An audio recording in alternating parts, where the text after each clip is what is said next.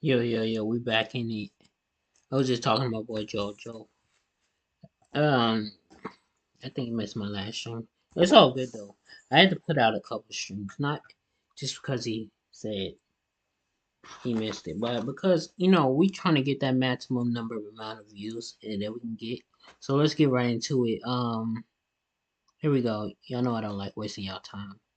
This is Iron Man was wrong in Captain America One Civil thing War. I like about Captain We'll America see. Civil War is that there are really strong arguments for both sides. Even if you prefer one side over the other, you can see where Tony and Steve are coming from with their stances on the Sokovia Accords. It's easier to side with Captain America in the Civil War comic due to one of the requirements of the Superhero Registration Act being that any US citizen with superhuman abilities must register with the federal government, including them having to publicly reveal their secret identities. The biggest example of this was when Spider-Man revealed himself to be Peter Parker to the public when he initially joined Team Iron Man. I know J. Jonah Jameson was tweaking when he first saw Peter under that mask. Civil War to this day is honestly one of my favorite MCU movies. I remember being way too excited for this movie's release in theaters. The marketing went crazy. Team Cap or Team Iron Man was the craziest debate for a brief period. I know many people would take the side of Iron Man as he had the unfair advantage in having beloved characters like Black Panther and freaking Spider-Man, which was their first introductions to the MCU. You should have seen me when they first revealed Spider-Man in that trailer. I was geeking out. Alright,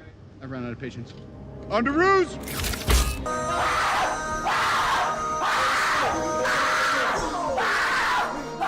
When it comes to the Sokovia Accords and the general plot of the film, there's only one side that's the correct answer, and any other answer is just simply incorrect. The definitive side, of course, would be the side of my glorious Steve Rogers, aka Captain America, the first Avenger, the GOAT Avenger. Oh, Captain, my Captain. Stick with me for 30 seconds and I'll show you the trading strategies that allowed me to quit my full-time job 2 years ago. You know, the guy that stands up for what's right despite what the government tries to impose on others. The same dude who held Mjolnir during the third act of Endgame, delivering an all-timer of a line with the Avengers by his side. Yeah, I think I'm gonna go with him. Actually, Team Iron Man was morally correct throughout the entirety of Civil War. Incorrect.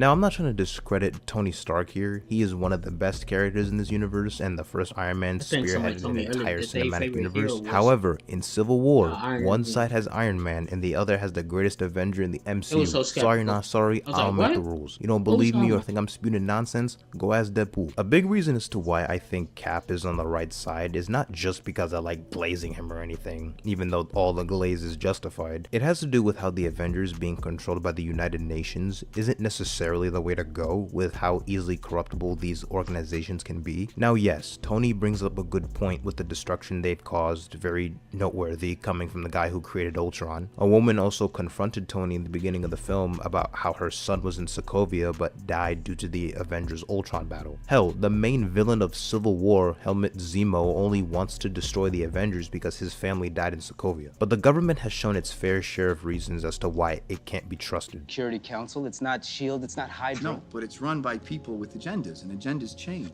If we sign this, we surrender our right to choose. What if there's somewhere we need to go, and they don't let us? We may not be perfect, but the safest hands are still our own. Steve's stance on the whole situation is corroborated by many scenarios that have already happened or will happen in the MCU timeline, like S.H.I.E.L.D. being secretly overtaken by Hydra ever since the collapse of Hydra after World War II. It was secretly rebuilt inside S.H.I.E.L.D. since the 70s thanks to a Swiss scientist who used to work under the Red Skull named Armin Zola. There were several members of Hydra outside of S.H.I.E.L.D. in modern times, holding various positions within the World Council and the US government. Like that one random guy from Iron Man 2, he turned out to be a part of Hydra. Alexander Pierce was an undercover operative in the US government who worked for Hydra, while simultaneously being at a high position of power in S.H.I.E.L.D. The Winter Soldier movie sheds light on Project Insight, a plan involving Hydra agents within S.H.I.E.L.D. using airborne helicarriers to eliminate anyone who could pose a threat to their plans. Zola's algorithm is a program. Choosing Insight's targets. What targets? You, Bruce Banner, Stephen Strange, anyone who's a threat to Hydra.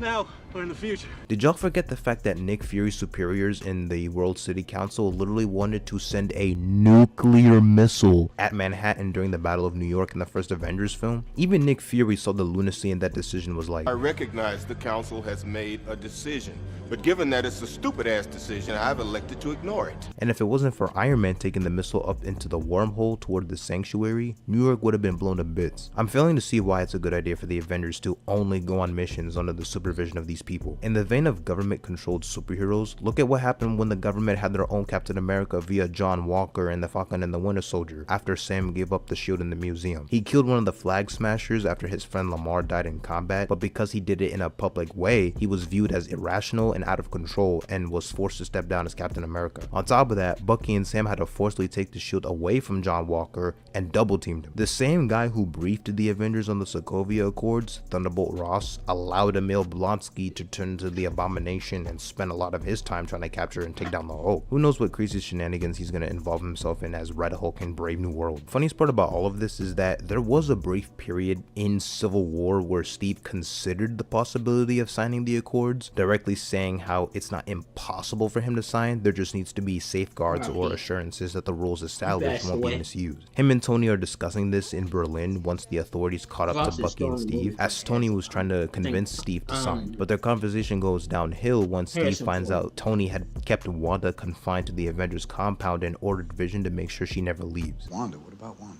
She's fine. She's confined to the compound currently. Vision's keeping her company. Oh, God, Tony. She's not a U.S. citizen, and they don't grant visas to weapons of mass destruction. She's a kid. Give me a break!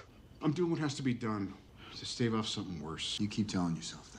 The craziest part about all the drama between the Avengers and them essentially breaking up at the end is how the Sokovia Accords had no lasting impact in the MCU. You see in Infinity War General Ross get dismissed by Rhodey and he's like, yeah, screw you, man, or Captain America telling him to stay out of their way. Matt Murdock in the She-Hulk show went up against Jennifer Walters during a court case in which he briefly goes over the fact that the Accords are pretty much meaningless now. Making suits exclusively for superheroes necessitates anonymity. May I remind you that the Sokovia Accords have been repealed. You take a good look at Team Iron Man's roster and realize half of them were with him for ulterior motives outside the Accords. T'Challa mainly wanted revenge against Bucky as he was framed for bombing the United Nations in Vienna, which ended up killing T'Challa's father T'Chaka in the process. Peter Parker wasn't really briefed by Tony on the intricacies of the Accords and why Captain America was running away in the first place. He literally pulls up to Aunt May and Peter's apartment and is like, say bro, you trying to go to Germany? I can't go to Germany. Why? I got homework. I'm gonna pretend you didn't say that. No, I'm being serious. Look, kid, there's a lot going on here that you don't understand. Stark said you'd say that. Stark tell you anything else? That you're wrong, you think you're right, makes you dangerous. You got hard, kid. Hi, my name's Cody Sperber. I know your time's very valuable. I've been in real estate for over 20 years. I want to partner with you. Screw buying courses. If you're watching... Where you from? Queens? Brooklyn.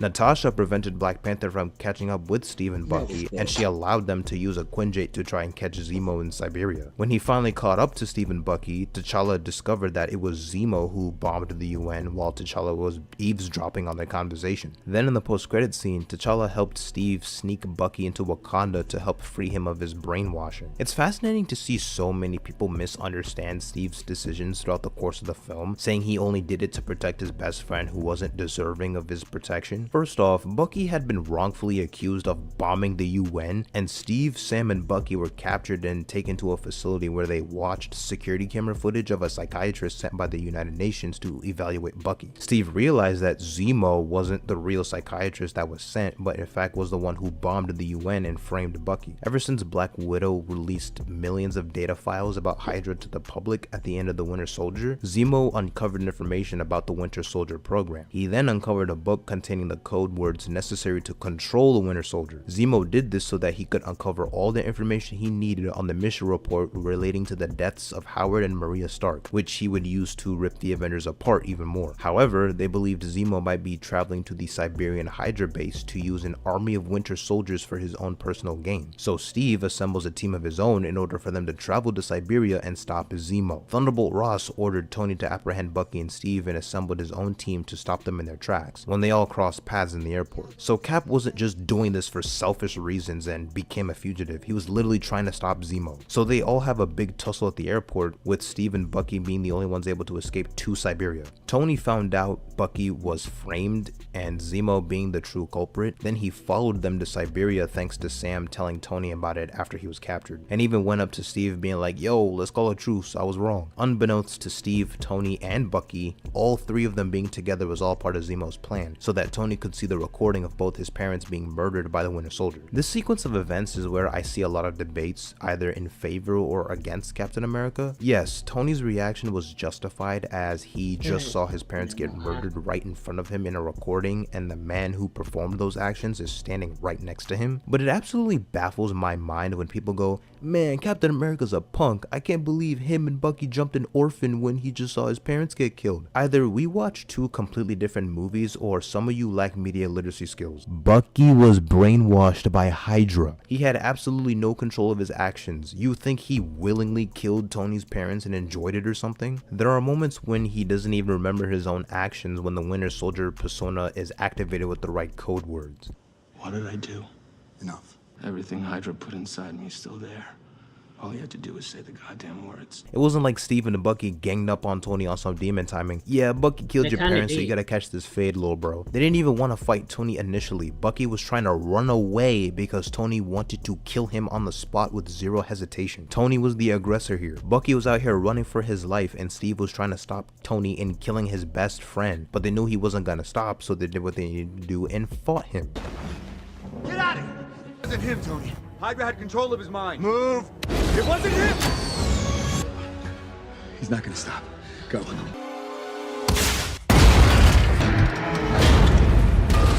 This isn't gonna change what happened. I don't care. He killed my mom. Get him up, let him get up, let him get up, let him get up. Fight back, nigga! Fight back, nigga! Fight back! I will admit, Steve not telling Tony that Bucky killed his parents was pretty foul of him. That's something he should have not withheld, and he was wrong in that regard. But did you really expect Captain America to just sit by and let his best and oldest friend get murdered for something he had no control over? I think you can make a strong argument for Tony if he instead wanted to bring Bucky into the authorities for the death of his parents, but that's clearly not what he wanted to do. This man, Bucky Barnes, was forcefully brought into the Winter Soldier program after his supposed death and was brainwashed and tortured into doing Hydra's bidding. He feels guilty for all the killings he's committed, as seen in the Falcon and the Winter Soldier. They literally used electric shocks to wipe decades worth of his memories and turn him into the ultimate killing machine, constantly being frozen and unfrozen to perform assassinations. Bucky didn't kill Tony's parents, it was the Winter Soldier under Hydra's command. I shouldn't even have to explain the basic concepts of mind control and how it isn't Bucky's fault, but here we are. Again, I understand Tony acting out of anger, but Steve was completely in the right for defending his friend. If you disagree with that, then I don't know what to tell you, man. Go rewatch the movie. Man, I miss when the MCU used to consistently make bangers like this, back when we cared about the core cast of characters and felt like we, the audience, were on a years-long journey alongside some of our favorites. Good times, good times. Both Iron Man and Captain America had really strong, compelling arguments as to why they think the Accords needed to be enforced or rectified, but let's be honest with ourselves, Cap was always in the right. He was foul for not telling Tony about his parents, but other than that, my boy Steve did nothing wrong in my book. We are Team Captain America in this household, both in the comics and in the MCU. Don't you say that. I'm not on either team. I just will never be on Cap's team. I don't even hate Cap. I just can't agree with him in this movie. Anyways, we're gonna get out of here. Thank y'all for watching. Bye.